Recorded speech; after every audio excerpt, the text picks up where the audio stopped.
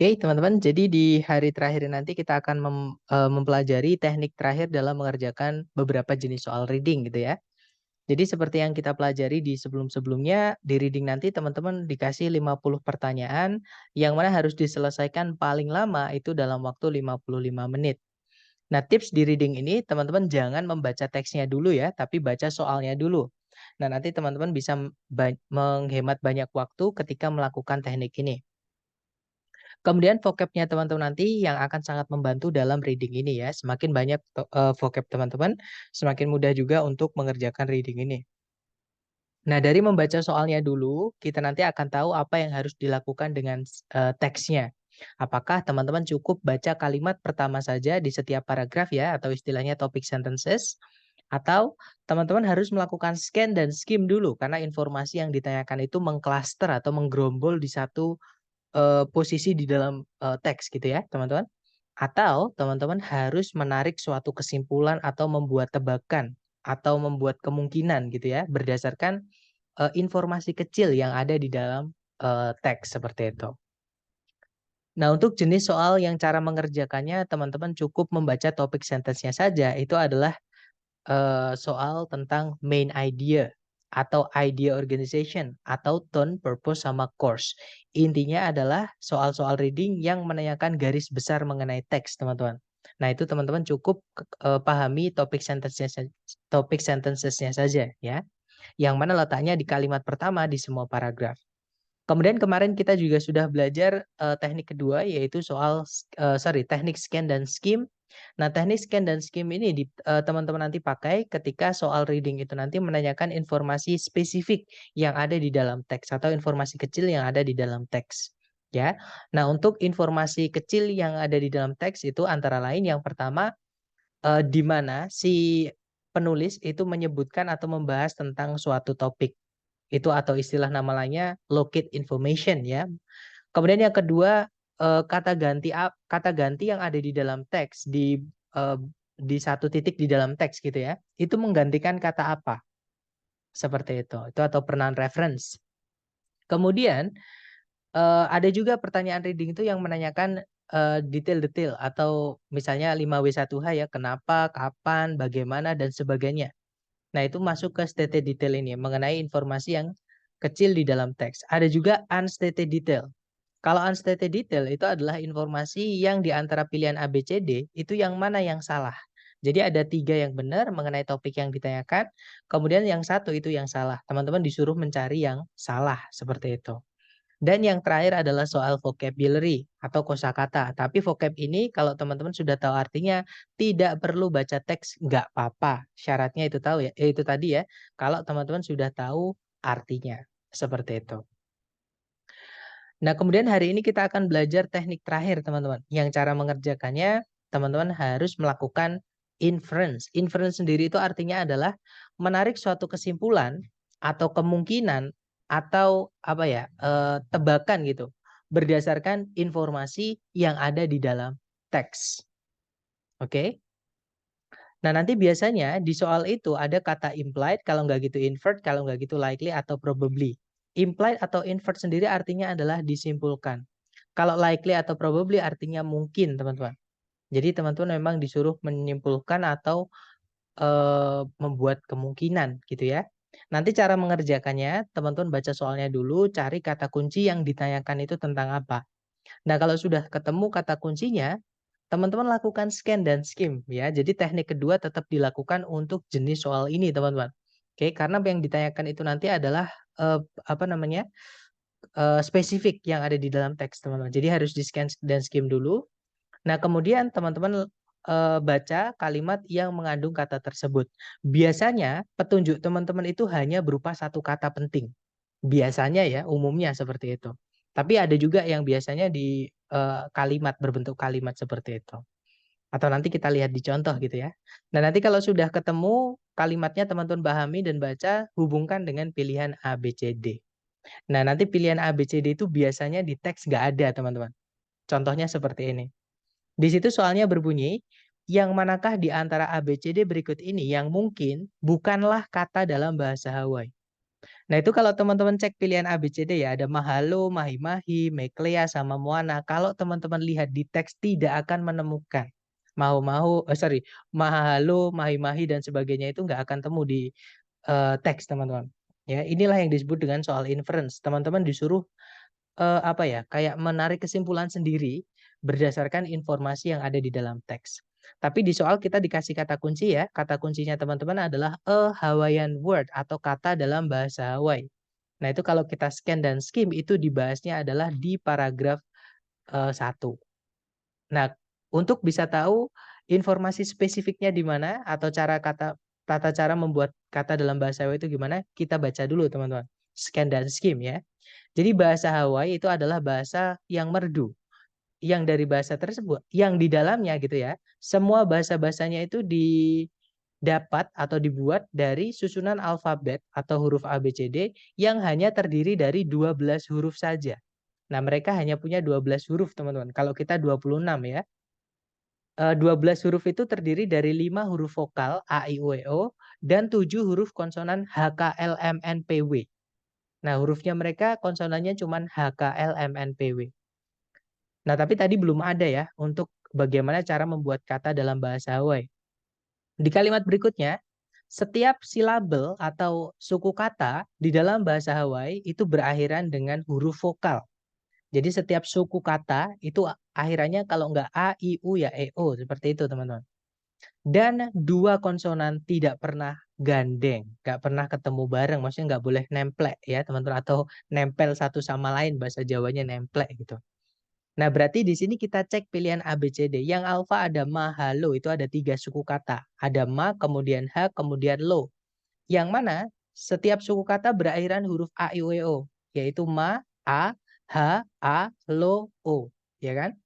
Kemudian dua konsonan atau huruf mati itu tidak pernah gandeng. Nah, M, H, sama L-nya itu nggak gandeng ya, teman-teman. Dia terpisah. Artinya yang alfa ini mengikuti aturan penggunaan kata dalam bahasa Hawaii. Nah, yang ditanyakan tadi adalah yang bukan, yang mungkin bukan kata dalam bahasa Hawaii. Nah, karena yang alfa mengikuti aturan bahasa Hawaii, jadi kemungkinan yang alfa ini adalah kata dalam bahasa Hawaii. Artinya bukan itu jawabannya. Kalau yang Bravo ada mahi-mahi, ada 4 suku kata. Ma, kemudian hi, kemudian ma, kemudian hi. Setiap suku kata berakhiran dengan huruf vokal. A, I, A, I. Ya kan? Kemudian huruf konsonannya nggak gandeng. MH, MH-nya terpisah. Berarti yang Bravo ini juga mengikuti aturan bahasa Hawaii. Bukan itu berarti jawabannya. Nah, kalau teman-teman lihat pilihan yang Charlie, itu ada kata meklea. Di situ ada yang digaris bawahi ya, teman-teman. Ada huruf K sama L. K sama L itu adalah dua suku kata, maksudnya dua huruf konsonan yang dalam aturan dalam bahasa Hawaii itu tidak boleh gandeng. Sedangkan di pilihan Charlie itu gandeng. Berarti yang kemungkinan bukan kata dalam bahasa Hawaii adalah yang Charlie. Kita punya alasan. Alasannya karena dia tidak mengikuti aturan pembuatan kata dalam bahasa Hawaii. Seperti itu. Nah, mungkin ada yang ingin ditanyakan dulu dari teman-teman sebelum kita ke latihan. Silakan kalau ada pertanyaan.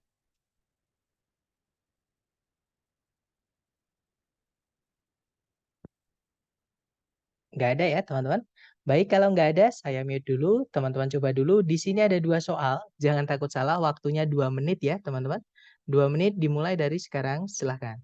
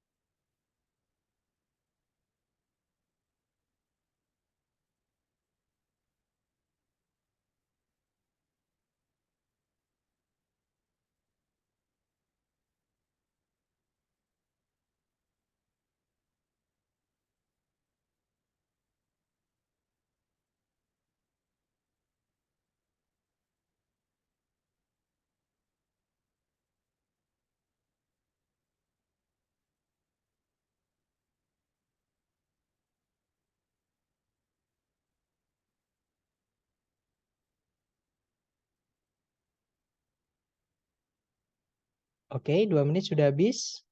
Buat teman-teman yang sudah nemu jawaban boleh dikirim di chat ya. Kemudian kita bahas bersama. Silakan teman-teman.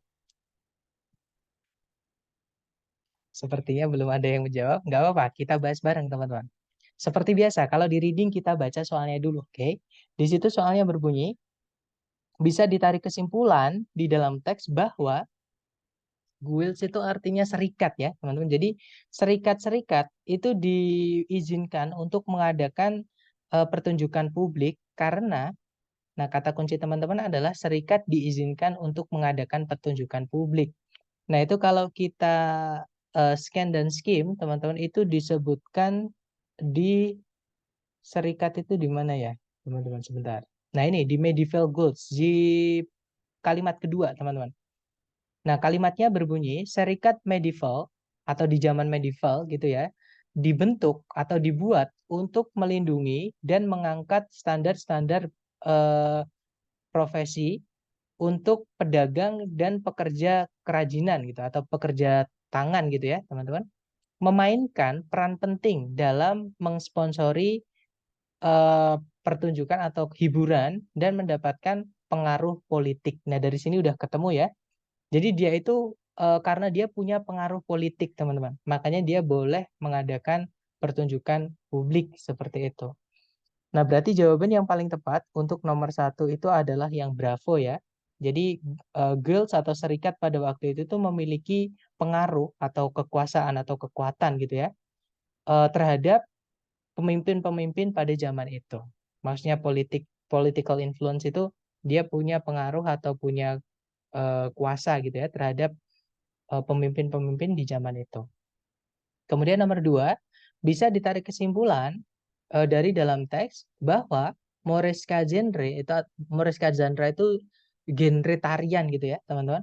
Itu mendapatkan popularitas di seluruh Eropa selama berabad-abad karena, nah, kata kunci teman-teman adalah alasan, jadi kita disuruh mencari alasan kenapa Moresca itu populer selama berabad-abad di Eropa. Nah, Moresca itu disebutkan di paragraf terakhir di awal-awal ya, teman-teman. Nah, kalimatnya berbunyi, jadi the festive dances comprise various styles. Jadi tarian-tarian festival itu apa ya, memiliki banyak gaya, banyak bentuk gitu. Yang termasuk di dalamnya adalah duktia yang memiliki ritme dan stand types yang lebih kompleks. Nggak ada ritmenya maksudnya gitu, teman-teman. Yang menuntut konsentrasi yang tinggi. Jadi stand types itu karena bentuknya nggak jelas, makanya butuh konsentrasi. Nah, tarian-tarian yang lively itu maksudnya kayak bikin orang itu jadi apa ya teman-teman?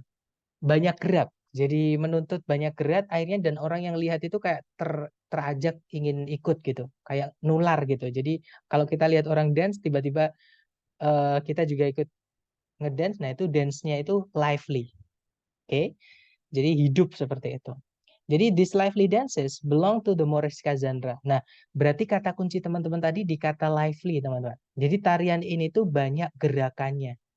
Oke, berarti jawaban yang paling tepat itu adalah yang Bravo. It's quick and exciting movement. Seperti itu. Jadi gerakannya cepat dan gerakannya itu menarik. Jadi bikin orang ingin ikut seperti itu. Oke, lanjut ya ke nomor 3. Silahkan teman-teman dicoba dulu. Harusnya waktunya bukan 30 detik ya, waktunya 1 menit. Berarti saya timer pakai HP saja. Waktunya 1 menit dimulai dari sekarang. Silahkan teman-teman.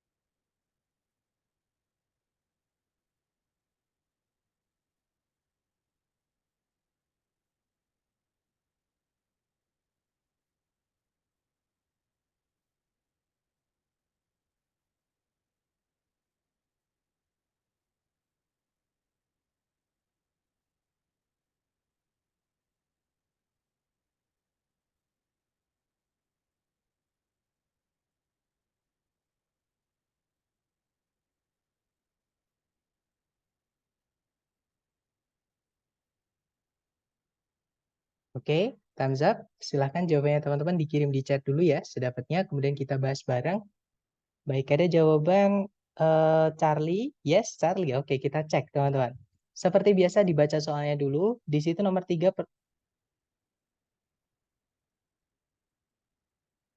Oke, di situ nomor 3. Mohon maaf ya teman-teman, koneksi saya agak kurang stabil.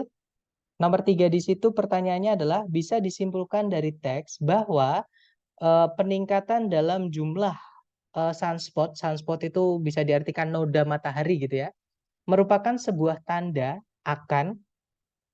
Nah, kata kunci teman-teman adalah peningkatan jumlah sunspot gitu ya.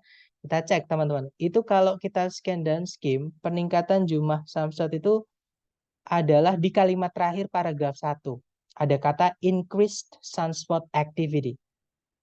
Ya, jadi disebutkan, namun aktivitas noda matahari yang meningkat itu dapat mengganggu pengiriman sinyal radio jarak jauh di bumi yang menandakan adanya aktivitas matahari yang lebih banyak gitu ya teman-teman. Jadi adanya semakin banyak jumlah sunspot berarti semakin banyak juga aktivitas matahari seperti itu. Dan jawabannya betul, yaitu yang Charlie, an increase in the level of solar activity. Seperti itu. Jadi peningkatan dalam tingkat atau jumlah aktivitas matahari. Oke, good job teman-teman. Nah, ini adalah contoh yang bentuknya kalimat. Kadang memang petunjuknya itu atau jawabannya teman-teman itu bisa berbentuk satu kata. Itu yang lebih sulit kalau menurut saya, teman-teman. Karena kadang kita melewatkan satu kata itu, kita jadi kesulitan. Nah, tapi ada juga yang berbentuk kalimat seperti ini. Kalau kalimat menurut saya lebih enak karena bisa dipahami utuh. Seperti itu. Bukan cuma petunjuk satu kata, dua kata. Seperti itu. Nah, itu tadi adalah jenis soal pertama yang cara mengerjakannya teman-teman harus membuat tebakan. Nah, sekarang jenis soal terakhir yang cara mengerjakannya teman-teman juga disuruh nebak. Itu adalah soal transition. Nah, transition itu apa? Transition sendiri, teman-teman, itu adalah gimana ya? eh, Kalimat yang menjembatani antar paragraf. Bisa dibilang seperti itu. Jadi transisi itu, jadi gini teman-teman. Kalau kita nulis writing ya dalam bahasa Inggris yang formal, yang akademik, setiap paragraf itu harus kohesi dan koheren. Maksudnya kohesi dan koheren itu kalau kita baca itu harus nyambung satu dengan berikutnya, dengan seperti itu. Jadi kayak smooth. Kalau dibaca nggak loncat-loncat, nggak maju mundur, nggak bolak-balik. Seperti itu. Oke, nah itu namanya koheren sama eh, kohesi, kohesif gitu ya. Nah, apa namanya? Setiap paragraf, misalnya nih teman-teman, paragraf 1 dan paragraf 2 itu ada yang namanya transisi ini. Supaya kalau kita baca nanti perpindahan topiknya enak. Jadi nggak tiba-tiba loncat, paragraf 1 ngomongin apa, paragraf 2 ngomongin apa. Nah, letaknya transisi ini adalah, atau kalimatnya itu yang dinamakan transisi itu ya, yang menghubungkan itu teman-teman, itu letaknya adalah di yang paling dekat dengan paragraf yang dihubungkan. Contoh kalau paragraf 1 dan paragraf 2, letak transisinya itu antara kalimat pertama paragraf kedua dengan kalimat terakhir paragraf 1. Jadi kalau Lego itu kayak yang ngunci seperti itu teman-teman. Jadi kayak jembatannya. Oke. Nah, nanti transisi ini bisa jadi petunjuk teman-teman untuk menjawab soal reading yang menanyakan paragraf sebelum dan paragraf setelahnya teks. Nah, jadi ada soal di reading itu yang teman-teman disuruh nebak. Paragraf sebelumnya teks itu membahas tentang apa? Atau paragraf setelahnya teks itu membahas tentang apa? Jadi kayak misalnya nih teman-teman, sebelumnya teks yang di soal itu kalau kita masukkan paragraf lagi itu nanti yang dibahas tentang apa? Atau setelahnya teks yang diberikan itu nanti dimasukkan paragraf lagi, paragraf setelahnya itu nanti membahas tentang apa? Jadi kita kayak disuruh nebak topik paragraf setelahnya atau sebelumnya teks. Nah, nanti cara menjawabnya kalau teman-teman ditanyain paragraf sebelumnya teks, teman-teman baca kalimat paling atas. Itu yang paling dekat, kalimat paling dekat dengan paragraf sebelumnya, ya.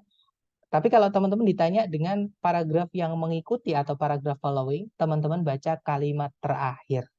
Karena itu kalimat yang paling dekat dengan paragraf yang mau kita tambahkan di setelahnya teks. Seperti itu. Nah, atau contohnya ya, teman-teman.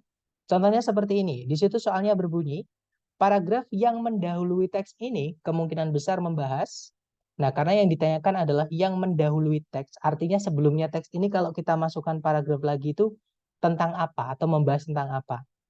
Nah, maka kita baca kalimat pertama, kalimat yang paling atas. Di situ kalimat yang paling atas berbunyi, mitos yang lain mengenai lautan membahas Davy Jones. Nah, tiba-tiba ada kata mitos yang lain, teman-teman, mengenai lautan. Berarti paragraf sebelumnya itu juga membahas tentang suatu mitos mengenai lautan ya, tapi yang lain, maksudnya yang berbeda. Kalau yang ini tentang Davy Jones, berarti yang di atas itu bukan tentang Davy Jones. Nah, apalagi Davy Jones baru diperkenalkan di sini, teman-teman. Nggak mungkin sebelumnya udah dibahas, tapi baru diperkenalkan di sini. Ya kan? Jadi kalau di pilihan ganda ada tulisan Davy Jones, jangan dipilih. Itu salah nanti. Oke, yang alpha itu ada tulisan Davy Jones, nggak bisa. Bravo juga sama, teman-teman, ada Davy Jones-nya, nggak bisa. Nah, jawabannya adalah yang Charlie. Itu kalau diartikan sebuah cerita tradisional yang lain atau yang berbeda, itu maksudnya mitos gitu ya. Jadi mitos yang berbeda dari laut atau mengenai laut. Seperti itu. Easy, right? Silahkan teman-teman coba dulu ya di soal berikut ini. Sebentar, teman-teman. Saya tutup dulu. Nah, silahkan. Dicoba dulu 2 menit dimulai dari sekarang. Silahkan, teman-teman.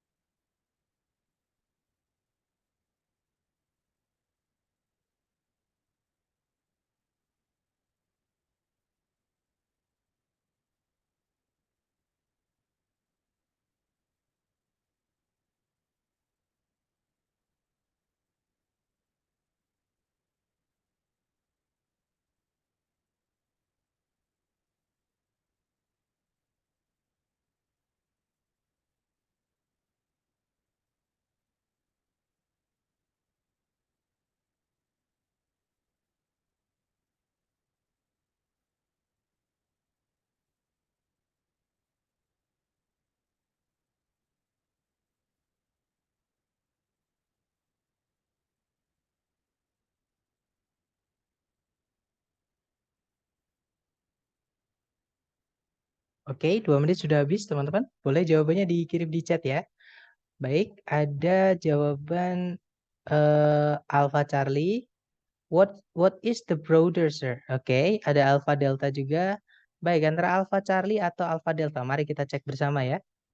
Di situ nomor the broader itu kalau broadernya itu artinya lebih luas, Miss. Jadi broader tergantung bendanya nanti ya. Misalkan the broader discussion itu adalah pembahasan yang lebih luas, misalkan gitu. Itu the broader dari kata broad. Nah, di sini pertanyaan nomor 1 adalah paragraf yang mendahului teks di atas. Berarti kita baca kalimat pertama. Kalimat pertama berbunyi, another influential figure in the realm of linguistics is Noam Chomsky. Nah, nanti kalau diartikan, tokoh yang penting yang lain dalam dunia linguistik adalah Noam Chomsky. Nah, tiba-tiba ada tokoh influensial yang lain. Nah, berarti sebelum teks ini itu ada tokoh yang penting juga dalam ilmu linguistik, tapi bukan tentang Noam Chomsky ya. Nah, berarti yang ada Noam Chomsky-nya salah, teman-teman. Nah, jawabannya adalah yang alpha itu a different important figure in linguistics. Oke, nomor 1 adalah alpha. Good job, teman-teman. Nomor 2, the paragraph following the passage most probably discusses. Paragraf yang mengikuti teks di atas itu kemungkinan besar membahas. Kita baca kalimat terakhir. Kalimat terakhir berbunyi, penelitian yang ekstensifnya dan analisis-analisis linguistiknya itu telah berkontribusi dengan besar gitu ya terhadap pemahaman kita mengenai intricacies itu apa ya? Intricacies itu adalah bisa diartikan misteri-misteri gitu ya. Jadi misteri-misteri di dalam komunikasi manusia, dalam ilmu komunikasi manusia seperti itu. Nah, di situ disebutkan tentang intricacies of human communication. Berarti paragraf setelahnya itu nggak jauh-jauh dari uh, intricacies of human communication. Nah, berarti jawabannya adalah yang Charlie ya, teman-teman. The broader implications of human communication, implications of communication kalau diartikan pemakaian yang lebih luas gitu ya, yang lebih jelas gitu ya dari kita komunikasi seperti itu atau pemakaian implikasi komunikasi yang lebih luas atau lebih jelas lagi seperti itu. Oke, nice. Lanjut lagi ke nomor berikutnya ya, teman-teman. Dicoba dulu tentang petir berarti terakhir, teman-teman. Dicoba dulu 2 menit maksud saya. Dimulai dari sekarang, silakan.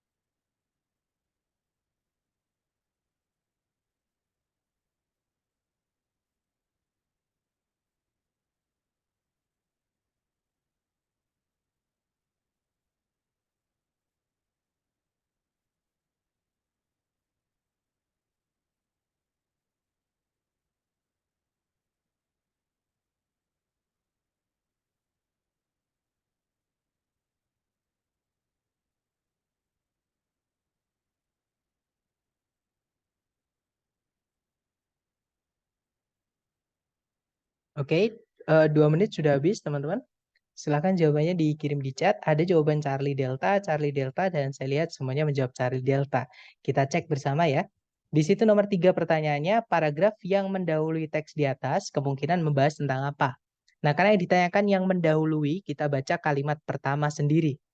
Itu kalimatnya berbunyi, fenomena alam yang menakjubkan yang lain adalah pembentukan lightning itu bukan kilat, petir. Kilat, benar. Jadi pembentukan kilat selama badai gitu ya atau selama ada ya badai gitu, teman-teman. Nah, tiba-tiba tadi ada kata fenomena alam yang menarik yang lain. Nah, berarti sebelumnya itu ada fenomena alam juga, tapi bukan tentang lightning ya.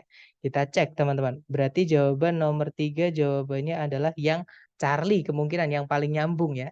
Captivating natural phenomena. Ini bentuk jamak dari phenomenon teman-teman. Ya, nanti kalau diartikan fenomena-fenomena alam yang menarik. Seperti itu. Nah, salah satunya itu adalah ini apa namanya? Lightning during thunderstorms. Kemudian nomor 4. Jadi nomor 3 jawabannya Charlie. Nomor 4, paragraf yang mengikuti atau setelah teks ini kemungkinan besar membahas, berarti kita cek kalimat terakhir. Kalimat terakhir berbunyi, sorry teman-teman, harusnya kalimat terakhir, tapi nggak apa-apa. Di situ kita baca dari sebelumnya. Jadi energi listrik yang discharge itu apa ya? Yang dilepas gitu selama proses terjadinya petir itu dapat mengganggu mengganggu sistem komunikasi dan mengganggu alat-alat elektronik. Nah, meskipun atau dibalik gitu ya, dibalik bahaya-bahayanya yang berpotensi itu, kilat gitu ya, maksud saya, kilat itu juga memainkan peran penting di dalam siklus nitrogen planet kita. Nah, berarti ini ngomongin tentang perannya si lightning tadi dalam siklus nitrogen ya. Berarti paragraf setelahnya itu nggak jauh-jauh dari situ, teman-teman. Nah, berarti jawabannya yang paling tepat adalah delta. The role of lightning in nitrogen cycle. Peran dari eh, lightning itu kilat gitu ya, dari kilat dalam siklus nitrogen seperti itu. Nah, itu tadi adalah materi terakhir untuk reading dan program kita tentunya ya, teman-teman. Nah, mungkin sebelum kita tutup, mungkin adakah yang mau ditanyakan dulu sebelum saya mau menjelaskan tentang cara menghitung skor di TOEFL, teman-teman. Silahkan kalau ada pertanyaan mengenai materi hari ini.